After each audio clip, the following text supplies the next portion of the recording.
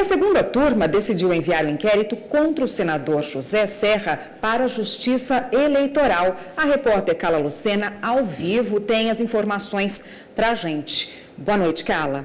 Oi, Érica, boa noite para você, boa noite a todos. O senador José Serra foi denunciado pela Procuradoria-Geral da República por supostamente ter recebido verbas não contabilizadas para campanhas eleitorais. Esses repasses teriam ocorrido nos anos de 2004, 2007 e também durante a última campanha de 2014. Em relação aos repasses que ocorreram na época em que o parlamentar era governador do estado de São Paulo, o pagamento teria sido feito em troca de favorecimentos em obras do estado. Esse esquema foi revelado durante delações premiadas de executivos da Odebrecht. E na sessão, então, da segunda turma dessa tarde, os ministros decidiram enviar parte da denúncia para análise da Justiça Eleitoral. Veja na reportagem. Relator do inquérito, o ministro Gilmar Mendes entendeu que os supostos fatos ocorridos antes de 2010 prescreveram por causa dos 70 anos do parlamentar. Já os que aconteceram depois desse período, para o ministro, devem ser julgados pela Justiça Eleitoral de São Paulo. Os fatos em questão se amoldam, em tese, ao tipo de falsidade ideológica eleitoral, estabelecido no artigo 350 do Código Eleitoral, o que atrairia a competência da Justiça Eleitoral para a tramitação do inquérito e processamento da respectiva ação penal relativos aos crimes eleitorais. Os ministros Dias Toffoli, Ricardo Lewandowski e Celso de Mello seguiram o relator.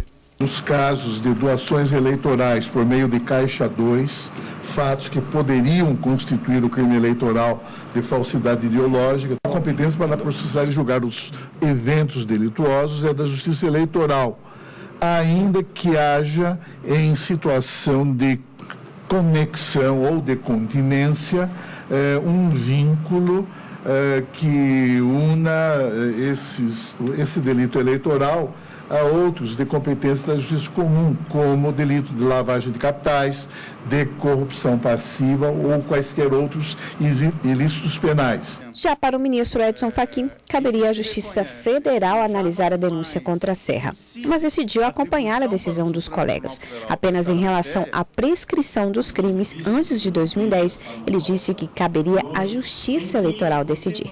O Supremo Tribunal Federal, tal como afirmou o seu pleno, portanto a composição plena do tribunal, não é competente para o presente caso.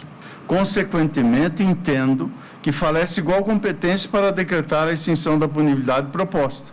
De modo que, segundo compreendo, a providência deve ser postulada perante o juízo declinado e, se for o caso conhecido por esta Suprema Corte, após esgotadas as instâncias antecedentes. Em outro caso julgado, os ministros decidiram libertar Pedro da Silva, ex-diretor da Derso Engenharia.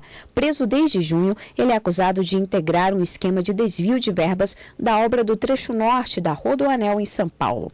Por maioria, 3-2, a turma decidiu que não há motivos suficientes para manter a prisão preventiva e adotaram medidas cautelares, como não poder deixar o país e frequentar a empresa Dersa. Aqui se usa e abusa da prisão preventiva. Me parece que é momento de nós dizermos não. Não a abuso. Não ao mau uso da prisão preventiva. Poder envolve responsabilidade. Sensibilizado, sem embargo dos argumentos dos demais colegas, pelo que disse o ministro relator, no sentido da precariedade da fundamentação da decisão, desde a primeira decisão até as decisões subsequentes que mantêm este paciente em custódia. Os ministros também começaram a julgar recursos da Procuradoria-Geral da República que questionam o arquivamento de inquéritos contra os senadores Aécio Neves e Jorge Viana. A PGR pede ainda que as denúncias sejam encaminhadas à Justiça de primeira instância. Os ministros Gilmar Mendes, relator, e Dias Toffoli votaram para manter os casos arquivados. Não há qualquer prova que justifique o prosseguimento das investigações, o que impõe o seu arquivamento.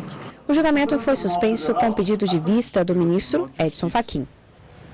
E ainda na segunda turma, os ministros decidiram que a Procuradoria-Geral da República tem 30 dias para fazer uma perícia que está pendente em inquéritos que investigam o senador da República, Lindenberg Farias, e outras pessoas. Só depois de concluída essa perícia é que os ministros vão julgar se recebem ou não as denúncias contra o parlamentar. A sessão da segunda turma terminou agora há pouco e no último julgamento, os ministros decidiram que a PGR deve informar o STF sobre o vazamento de delações premiadas. Agora voltamos ao estúdio. Érica.